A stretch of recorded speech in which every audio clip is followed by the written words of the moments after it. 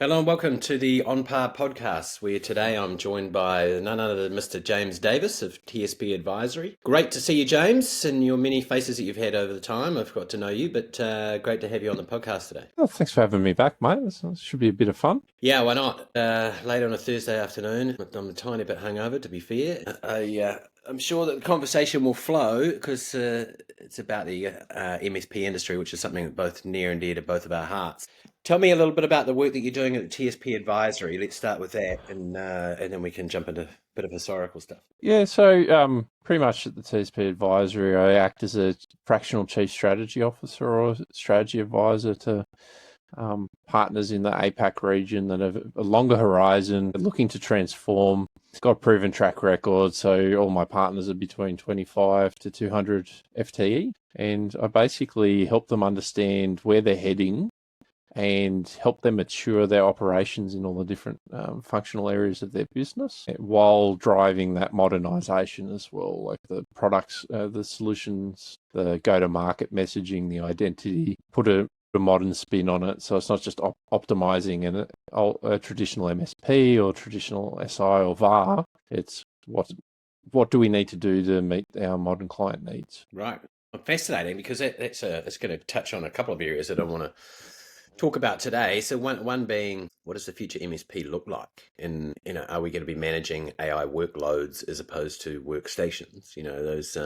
Those types of questions and queries. I'm guessing that's the sort of thing that you have in the remit in the strategy session. Yeah, very much so. And I see there's going to be a lot of different things that we're going to do. And so one of the things I really push hard on is there's no single right answer. Every business is different. It depends on where we're targeting in terms of our ideal client profiles. Are we trying to be an advisory-led organization?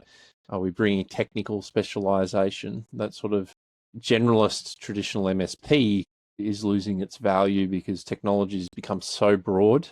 It's democratized down from the enterprise space. So the amount of technology we need to actually be across is a lot different to where we started off as a traditional MSP, as a break-fix shop, fixing the infrastructure and supporting users. And then we evolved into that MSP where we're providing fixed price end user support and our infrastructure management. Yeah, as we start to broaden out, and you mentioned AI, that can mean a lot of things as soon as we look at broader networking and IoT, data and analytics, we've sort of fixed the fundamentals for clients. Now they've got breathing room to do more. So we need to be completely different. And a lot of these business models, a lot of these solutions, how we need to operate them, the business models need to transform. Operating models need to transform. If we're looking after AI as an example, that's application, it's less infrastructure. Then how we deploy it is very different to how we manage infrastructure. So even our structures of our team, our org design, there's a lot of transformation. It's not a bolt-on. No, that's right. Even the nuts and bolts of having someone. So where we used to have high-end security specialists that would deploy firewalls, we've now got business analysts that are understanding workload requirements, and then you're turning those into workloads, and then obviously managing the workloads. It's a real quantum mind shift, isn't it? But not without a few breadcrumbs to get from one side to the other. You can navigate your way, obviously with a little bit of expert help from yourself or others in that field. So I find it interesting. And how are you seeing, or how are you strategizing up, not to give the secrets away, but how those types of models are going to be charged for, or what does the business model look like moving forward? There's a lot of variation. I think partners are going to have to be comfortable going back to billing hourly rates again, because there's a lot of new stuff that we haven't done. There's a lot of new stuff that clients haven't done. There's a lot of new solutions that are only forming. So that sort of dream in the MSP space of everything's MRR, while that can be an aim in the future when we've productized solutions, to begin with, there's a lot of experimentation here. And so there's a lot of different consulting. How are we doing consulting? Is that a retainer basis? Is that per hour? Is it a fixed price for certain outcomes? Is it a recurring model of putting an advisor into a client? And that app dev, same thing. Are we developing stuff based on a known quantity where we can fix price it as a project? Is it a recurring product that we can do? Is it a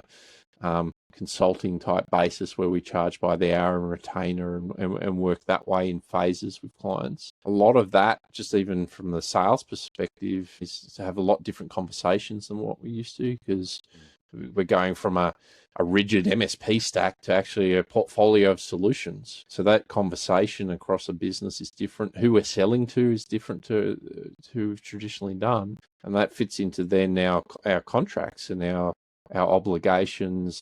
If we're selling a project that's fixed fee, how are we doing that in the consulting space compared to a recurring model in delivering an application and a product? It's actually getting a lot more complicated when you are becoming broad. It's easier when you're specializing in a certain technology. And that's a challenge that a lot of partners are having in shifting their mindset. You knew it was going to come at some point, James, so we're going to talk about contracts, clearly, ZenContract being topical for me. But then as you broaden or widen your reach out in the types of services that you're supplying to the customer, so too does your risk exposure can be exponential. So understanding your limitations of liability and where your responsibilities and I guess risks start and stop is really, really important. You don't need to turn yourself into a lawyer, but you do need to understand, if we get something wrong, what is our limitation? Where does our liability cap out? So it's an interesting time, and I'm sure you're having to go through that with your customers, and then as they start to roll out their SOWs on consulting and SOWs on AI work or different service workloads, whatever they are, then I always thought it was still a huge requirement to get your contracts right, but it's probably more pertinent now than it was in the past. Hugely. I think, for a lot of us, for a long time, we've gotten away with handshake agreements. We're good people. Our clients are small businesses. She'll be right. That's come crashing down just in the traditional offerings. If you don't have a contract, you're screwed, because I'm seeing it time and time again around what clients have assumed we were providing in those managed services, and then they get hit by a cyber attack. And the way that we've either done the handshake agreement or put together the old contracts and never updated them are coming back to bite, because insurance companies are out there for blood and holding people accountable, which they should. Well, they have to, really, because they're getting hit so hard with cyber incidents that they've got to recover some of the funds somehow. And just for the people listening, I want to get really practical about what a limitation of liability is, right? The clause would state, if there's no limitation of liability, i.e. you don't have a clause in there, then they come after you for as much as they possibly can get. What's deemed fair and reasonable in a court of law, depending on where you are. But you can put a clause in there that the customer can sign up to, which says, hey, our limitation of liability, unless it's gross negligence or something like that, is 2 months fees or something along those lines. And that's something that you and the customer would agree. And 2 months fees seems to be where we're seeing most MSPs settle. And so therefore, on any particular customer, you're limiting that amount of fees. If it's 10 grand a month, then it's 20 grand is your total liability. I have just been working with an MSP that had unfortunate 15 of their clients got crypto locked at once. The limitation of liability was on some of the contracts, but not the older ones. So those ones are quite within their rights to ask for as much as possible. And so they're working through that process. But it was just a really interesting case in point as to where, if you get out front of that and control the narrative and put an agreed limitation of liability, then if nothing else, you're actually a lot more insurable. Yeah. And you've got a plan to go back to. If the shit hits the fan, you go back to the plan. You've got an agreed set of terms and conditions that you do business together with, as opposed to, I interpret it this way and I interpret it that way. There's actually something that's got both people's e-signatures on it and know exactly what the rules of the game are. So clarity for all parties concerned is still pretty important. I don't know what you're seeing out there, but we're still seeing a lot of MSPs that are doing the odd Word document, but a lot of the time just not getting around to it. Oh, yeah. I'd say the majority of partners don't have them. And the average partner's like $1 million revenue with 6 to 7 employees running at 6% EBITDA. That's our average partner out there globally. So for us, it's majority 5 to 8 of our top clients are generating 80% of gross margin and revenue typically. So our liability is actually quite scoped into certain clients that we carry, and they're usually the bigger ones. They're usually the ones with insurance. Mm. And so, most of the larger partners are forced into maturity. They have contracts because they're working in more the mid-market, emerging, medium-sized companies. So it's sort of required by default. It is. But It's expected, yeah. Whereas the SMB, they're just engaging an outfit to make sure that the IT just runs, so that's one less thing that they have to worry about. They're not too bothered whether there's a contract or not. But when it goes fart, it's good to go back to the plan. And also, if that customer of yours, say you're running an MSP at $1 million and you've got a whole bunch of handshake agreements, and you're like, I don't want to annoy them. It won't be an annoyance. Because you haven't had a contract for a while, if you approach it the right way and just say, we're going through a contract maturation process, this is just a set of terms and conditions for us to do business together. We're doing it across all of our client base. We've rolled this out with hundreds of MSPs now and actually helped them through the process. Less than 0.001% of people have a problem with it because it's kind of expected. it is. It's Sky TV or whatever, I have a contract with them. Everyone. It's a good. I talk to partners about this a lot in that sort of SMB space that don't have them, or if they've got outdated ones and they haven't done anything for a long time. It's actually a better positive to go out to your clients and, like you said, we're going through a maturation process. It's requirement from our insurance. It's best practice anyway, but it's also an opportunity to sit down with them and go, this is what you're actually paying for. Is this what you think you need? Or do we need to, you think you're getting cybersecurity when we've never actually provided you with cybersecurity. Let's have that conversation of what we need in a modern environment, and what we've done in the past might not be appropriate for the future. A lot of work that I do, even with the transformation stuff, is just to get our basics right around our traditional managed services, our end user support, our infrastructure management, our cyber hygiene stuff. What do we actually deliver? What are our deliverables, our clear deliverables in that? So we can go back to our clients and go, here's a new contract, here's the right pricing, here's the deliverables. Let's make sure you understand it. And like what you said, nearly everyone that goes through that process, they end up way better for it. It's that sort of reset of their engagement with the client as well, to reset expectations. And clients like it. And we end up better off in a lot of ways from that clarity as well. It's a double-edged upwards sword, if you like, because you are mitigating some of your risk by going and clearly articulating what they're currently getting and what they're not getting, and then making the changes as appropriate, right? So, because they probably got managed services from you, a few years ago, and with managed antivirus and maybe managed DNS security or something like that. So that together in its own, it's not a particularly secure environment, because the landscape's changed. There's all these, we need to deploy an EDR, an MDR, a SOC, or whatever.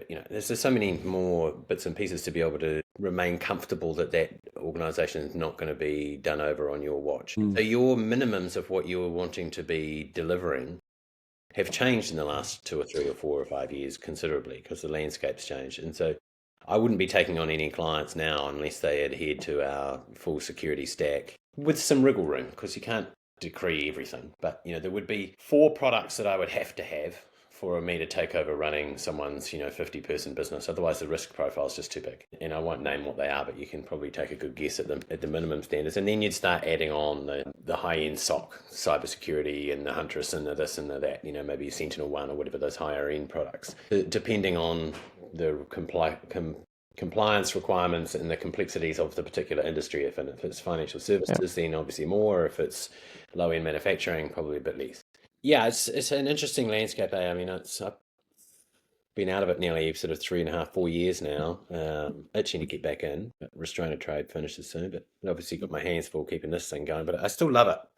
And what I love about it, James, is actually the variety of the different businesses that you get involved in, and you get to, as someone that's naturally curious, you get to understand those businesses and where you can play your trade to help them and secure them and help them take technology to be a competitive advantage. It's still really interesting. And for me, what you just said there, the curiosity part, that's what a lot of partners are actually lacking these days. It's one of the big things that I think is the danger for partners needing to transform. They don't know what to transform to. As an industry, we've done a really poor job of helping partners understand what the future looks like. All the vendors just keep trying to flog licenses. They come up with these random terms, acronyms and stuff to give partners direction, but they have no substance to it. Partners can't connect with that. And then we don't have enough curiosity about understanding our clients well enough. Mm. We're not going out there to talk to them. The account managers, most of the account managers out there are just order takers waiting to deal with things reactively. The owners are really hands-off. They're getting, in general, they're getting quite complacent. They've got one foot towards exit, but they're not actually doing anything about exit. Yeah. And so everyone's sort of floating about waiting for something to happen. But the problem is it's the bad stuff that's happening. There's a lot more opportunity than there ever has been in this space, but most people aren't taking it, and they're getting hit by cyber incidents themselves. They're losing their anchor clients and losing massive value. They're spiraling because they don't have enough profit, and it's not a good place to be. It's really sad from my perspective. Is that right? You're seeing a few that are sort of just ready to be snapped up or ready to close the doors, or is there a lot of burnout as well? It's burnout. They're not. The challenge is most aren't ready to exit.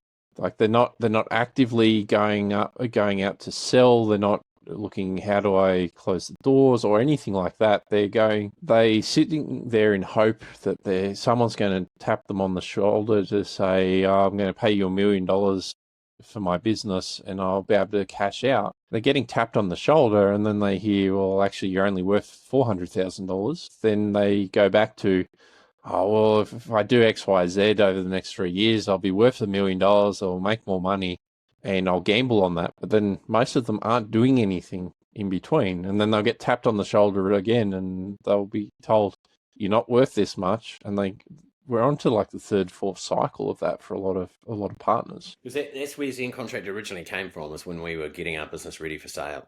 And we needed a robust way to manage all the contracts so that we could create a data room so that we could take it to market and, understand all the forward revenue and have dashboards about it. So interesting that you bring that up.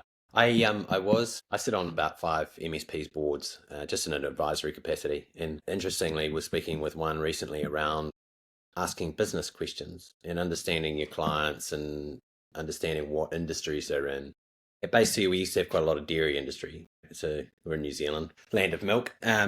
So I used to follow the GDP. It's a gross, not gross domestic product. What was it? The global dairy price, the GDP. And so that would nominate, how the price for milk powder, and that meant, all of the milk processing plants that we had on our books and some of the corporate dairy farms. It's a good indicator as to whether things are going good or going not so good. And so, if it was in construction, you need to know about the price of steel. If it's and so those, when you're going along to the company meetings, you should be asking business questions about where their business is going. They've got any acquisitions on the go? Are you building any new buildings that we need to get some fiber for? Is there, you're looking at shrinking, expanding, new territories, buying acquisitions, whatever. Those types of things drive technology requirements. And if you've got to get out there and ask those questions, and which means a good quarterly rotation, like 4 times a year. We were setting up this process with the company I'm working with. 3 client meetings a week, which doesn't sound like a lot. But by the time you do 5 minutes prep for them, you have the meeting, you sort out the requirements, you talk to the tech team, and then you write up the orders and you send them out in ZenContract and you get them signed off and stuff. 3 is a good cycle per week, which is 12 a month, which is 36 clients in a quarterly cycle. And if you're managing 36 clients well, you will know their businesses. You will know to ask the right questions about whether they're shrinking or leaving, or whether Sally's got a new dress on today or whatever it is. So those types of things, because you can't just turn up to your QBR meeting and go, how's your dog? Well, it goes nowhere. It doesn't have any value, and you're probably not going to be asked to come back for the next quarter and the next quarter because it's just boring as batshit. So you've got to understand a little bit about their business and where the industry's going, what the cycle is, and just be curious. You do, and the leading partners are taking that one step further, and they're actually turning that sort of level of business conversations into monetized engagements. That's the whole advisory-led organizations, where rather than just have a let's say good or great account manager that's really good with those relationships with the clients, they can run the QBR schedule. You got someone even higher level that's getting paid like $350, $500 an hour to be in your client to understand how they're truly operating and bringing them solutions. Then you're almost double dipping, but in a really valuable way. And the partners that are doing that kind of thing, they're growing faster than anyone else. Yeah.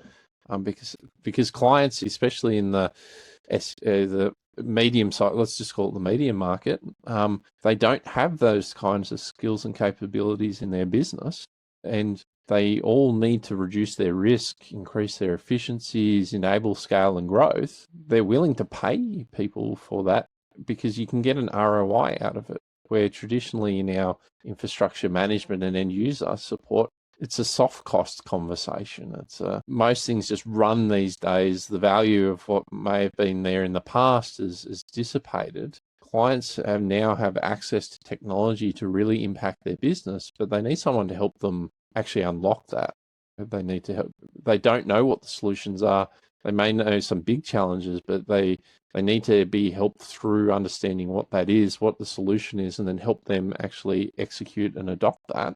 That is a much more valuable life cycle than what we're traditionally used to. And that's where a lot of partners are struggling to elevate, because most partners haven't even gotten to that good account management layer that you were talking about, Greg. We're not even there. So that's a huge jump. And this is the sort of thing partners just aren't aware of enough because they're in their little isolated world. And what you said around understanding their business and the questions to ask, one of the things I just wanted to point out, a lot of our clients from a long-standing MSP, our established clients, most of them are owned by baby boomers. Most of them aren't actually looking to grow and add things. They're actually looking to sell. And so that's affecting a lot of decisions that they're making around their business. And partners are getting blindsided by their anchor clients churning out because the owners just decided, I'm out. They're bought, and there's consolidation in their client industries. And we're not getting any new business. So call it consolidation in the client sphere, which means it might get brought up into a USA head office, and so therefore the IT shrinks into whatever, right? Interesting. Yeah, it's so I mean let's go back and tap into your knowledge as an expert that's helping companies do this. If someone's listening to this and they're a 6-person business, $1 million, $1.5 million, $2 million, whatever they're doing, and they want to think about getting themselves ready for the next 5-10 years, where do they start? The owner needs to know what they want to do. And what the identity is. Some medium to long, but 1, 2, and 5-year plans. Yep.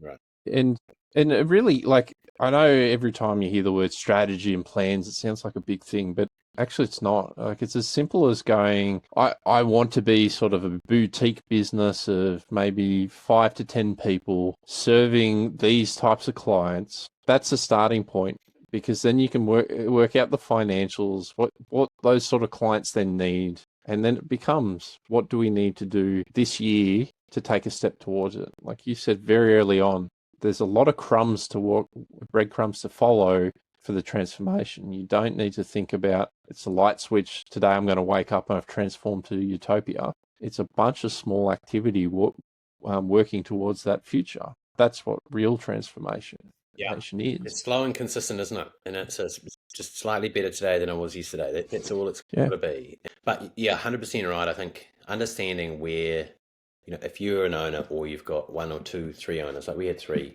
I had half and the other 2 guys had quarter. But we used to sit down and go, right, 1-year plan, 2-year plan, 3-year plan. It wasn't a huge long document. It's like, we're going to set a target for this MRR figure, or we had to do a big transformation because it's a while ago to bring in a whole bunch of security products. Like, okay, well, let's get 80% of our clients on these security products by X day. But if you're a single owner, I think I really like that, is to understand and then make known what type of business and what you're going to be doing. Because if you're going to build the business up in 4 years' time and groom it like you own it for sale, then do that, and everyone can get on the board with it. We incentivized our senior leadership team because we were grooming the business for sale, and when we got a sale, they all got a bunch of cash and an ongoing job. But we wouldn't try and hide the fact that we were selling it. And so, let's turn this into a collective group of 8 of us, not just 3 of us, and see how well we can pump this thing in. Between the contracts and that, and the position descriptions, and the just getting it so knitted down that it was easy for someone to buy, we managed to sell it 10 times EBIT, which is fantastic. But we worked at it, and that was the plan. So whereas by counter argument, I don't want to sell. But I want to get in a position where there's 3 or 4 key people that are running this business. I just moved to a chairmanship role, but I'm still getting my 200 or 400 grand a year or whatever it is. And that's a plan too, and perfectly acceptable. Actually, a bloody good one. Kind of one I thought I wish should have done. You can even go, because a lot of us in general want small sustainable businesses. Most don't want to grow super large. They want to have deep relationships with their clients. Most owners still want to be involved somehow. That's perfectly okay too, but you build the business that way and you make sure that you're generating high profits, taking the money out, investing it outside of the business, and the business sale is less important. It's just about being deliberate. There's no single right answer here. And I think a lot of people get lost in that because they hear, say, your story, it sounds great, but it might not line up with their personality and what they're trying to achieve. And that's perfectly okay. And whether they have something else to go to. I missed my tech business terribly, albeit that the money was bloody good and stuff. And I had something else to do because I had a real passion to, I still think that there's a real requirement for our industry to get nice and mature as far as legals and contracts and stuff. So that's certainly keeping my days full. But you've got to figure out whether that sale is worthwhile or if it can be sustainable and pay you money over a long period of time. You've got plenty of time to enjoy your retirement with a fixed salary coming in. That's not a bad option either, right? So, but then a lot of them, just need that owner manager to be in the business, running it, holding the relationships and doing things. That's perfectly fine too. You just need to communicate where you want to be. So yeah, set 1 to 5 year goals. Communicate it to other people in your team that can help you get there, and then regularly check in on it, right? So it'd be interesting because it is quite a big leap to go from the service desk as the center of what we do to being advisory led to what we do, right? And so because you're pulling on more of the more experienced, the more northern team members to be able to get out and do that, hence why you're charging a lot more money for it. It's a very different business model. Yeah. Do you see a time where there's less, and whether it's far away, there's less service desk calls? There already is. Is that right?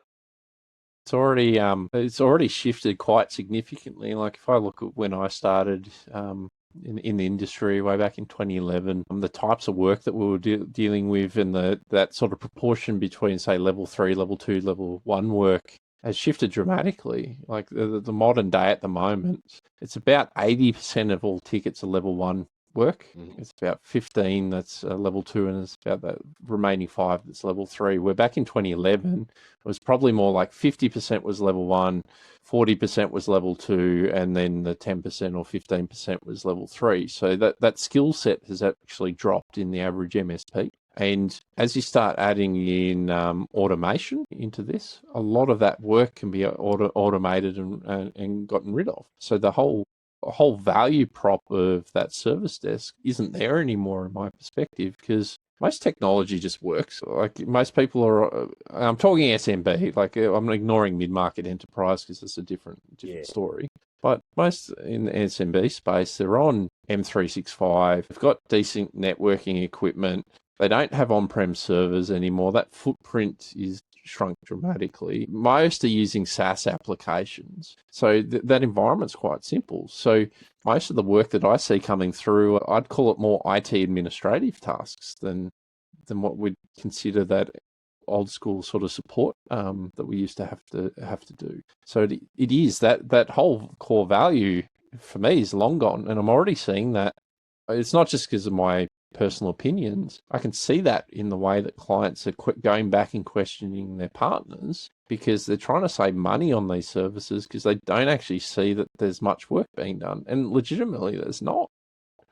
Can I share an example with you? I'm running, there's a beverage organisation in New Zealand, and through being on some of these boards, I got to run a process to to go out to market and get an MSP involved and do a bit of a transformation project and stuff. And exactly what you're talking about, James, is the CEO came back and said, hey, understand you guys have been doing this model for a while. We haven't really had any IT and we've been getting by okay. We've got a couple of internal resources, this 14 grand a month to run our 100 seats or whatever. Do you think we could run a 90-day proof of concept to just see how much we're actually going to use that service desk? because I just don't think it's 14 grand a month. So exactly what you're saying is that they're not immediately seeing the value. I wasn't selling it to them, right? I'm just facilitating the other stuff. Yeah. Immediately, I'm starting to try and defend the industry. It's like, oh, you have to do this, we have to do this. But yeah, it turns out that they're going to run a 90-day POC and just figure out what the usage is like of the service desk. And if they're using it that much, then they'll pay. It's interesting that the perception is there's not as much to do with running this technology as there used to be. It's exactly what you're saying. And there's not, because there's still management that needs to happen around like M365 tenancies and network equipment and things like that. And that is still an important thing, especially if you wrap in baseline cyber hygiene into that by default and come as cyber first. A lot of clients are still valuing that part, but they're not valuing support because they don't need it. And a lot of right. So yeah, it's interesting because I mean, when you line up, say you take over a 50-person business or whatever as an MSP, I mean, there's going to be a good portion of its licensing, which includes some margin. Good portion of its security licensing, which includes some margin. You'll have some management of the and so no one's saying that you can't sell like all of those bits, but that wodge of $150 per user for support per month, I think that's one that needs to transform the most. And the partners I'm working with a few partners that are trying to be innovative. Their mindset is they want to kill support. So they go into new clients and their existing clients and go, all right, we've got these modern cyber first offerings that are our core. We manage your environment. We have these cyber practices in place, and not just the tools, but also like they'll wrap themselves around a framework and they'll go, we've got some baseline compliance here. We've got some added value so that you can run your business. And then if you choose to want to fixed price support, go for it. If you want to do it time and materials, go for it. But our whole value prop is we're going to come in and keep driving projects and other things to make your environment better and better and better. So you don't need support because we don't want to deal with support. It's a waste of everyone's time. That's their mindset and attitude. But you go to the average MSP and talk that way, they freak out. Oh yeah, it's all about support because it's there's some sort of interesting, isn't it? And this comes back to contracts. For a while and transitioning or whatever, they're still going to have some access to it, but it might just be on as required basis or fixed price for the first 100 tickets or whatever it is. Okay. I haven't really sort of spoken to someone about that style of things. Interesting, really good. Hey, you're right. It does come back to contracts, and so obviously inside your contracts, you need to understand exactly what the pricing model is, how you're taking them to market.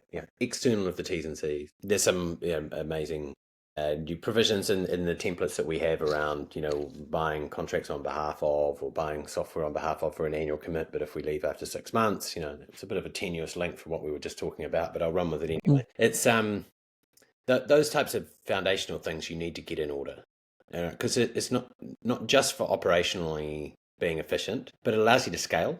Because if you're going to have slightly less support revenue, advisory-led revenue, you're probably going to want some more clients. And so onboarding and productizing and onboarding and getting those out the door and making sure that your risk profile is mitigated every time you go and get a client by making sure that MSA is signed.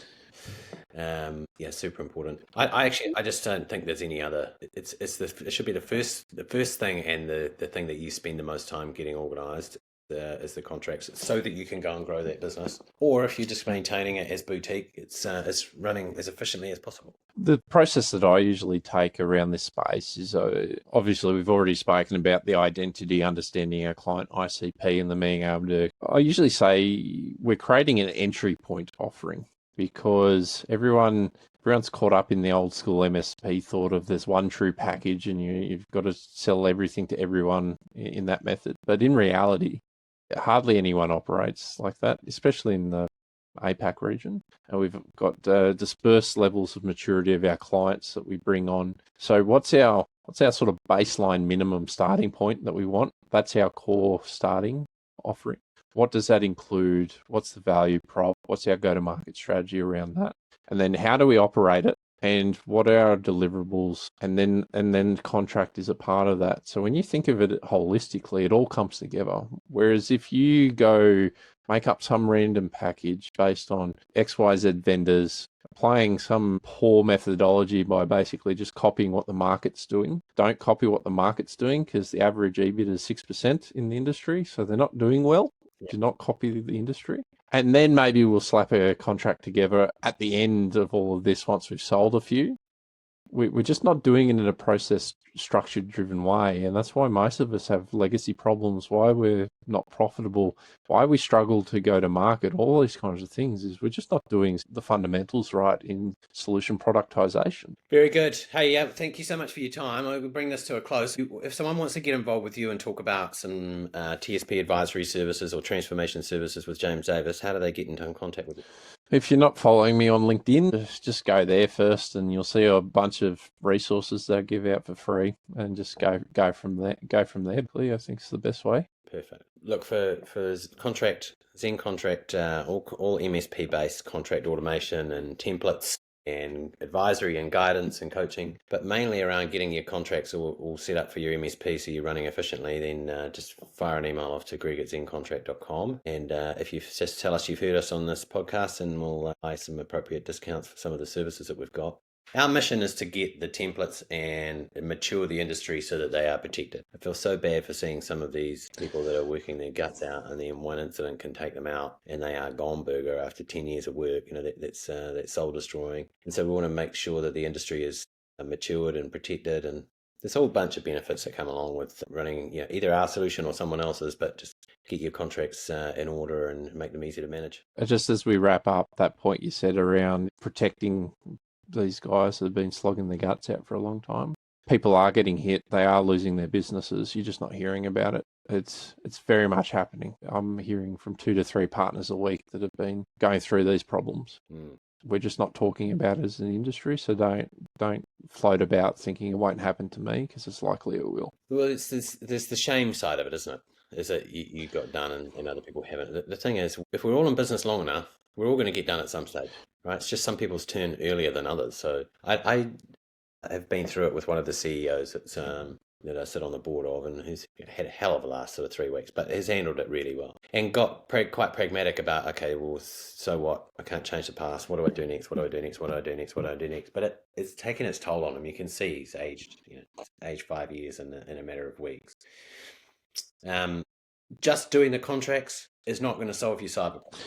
And we're not suggesting that it is. Doing the contracts will limit your liability. It will make sure that when an incident happens, you have a rules of the game to follow, because that'll be in the Master Service Agreement around escalation and reporting and what happens in case of a data breach, and there's a process to follow. It makes life easier should and when this happen. Clearly, having a multi-pronged security architecture that you make sure every client adheres to. This set of circumstances was mainly around a subsidiary company was bought, half of the clients had been transferred over to the new cybersecurity, and the other half hadn't. And of course, it was the other half that hadn't, they got done. Yep. But they were running on our contracts, so they got quite a limitation of liability. It's layers, it's maturity. This is all just a part of it, and part of that continual improvement program. One step at a time, understand where you're sitting, and just deliberately and actively chip away at it. Yeah, I think the biggest thing there is make a start, because there's plenty of MSPs. I'd be able to count on one hand the amount of MSPs that we've spoken to that said, I don't need your solution. Most of them go, I know I need to do something here. I've just got 16 other things to do first. This is the one thing that's going to protect your business from going under, is getting those contracts in order. So anyway, well, we're hearing the lesson, but nice to see your dog in the background there, James. Thank you so much for joining me and imparting all your knowledge and wisdom. It's great to talk to you as always, and I look forward to seeing you around at an event or two. Thanks for having me, and definitely catch up again in the future.